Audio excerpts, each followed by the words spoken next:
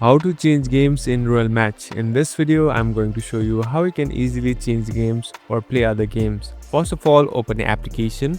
Now here on the bottom, you can see this star type icon. Tap on this icon. So this is the place where you can choose arena from. So some of them are unlocked and some of them are locked. So you can choose the one that you like, and you cannot select any other level or even your previous level in this game. So the one that you're in is the only level or only option available, but sometimes there will be events where it pop-ups and you can directly earn a lot of gifts and events from it. So you can compare it with your friends here from the trophy icon on the bottom, and you can play it, but you cannot change the game in Royal Match. Thank you for watching this video. I hope this video will help you.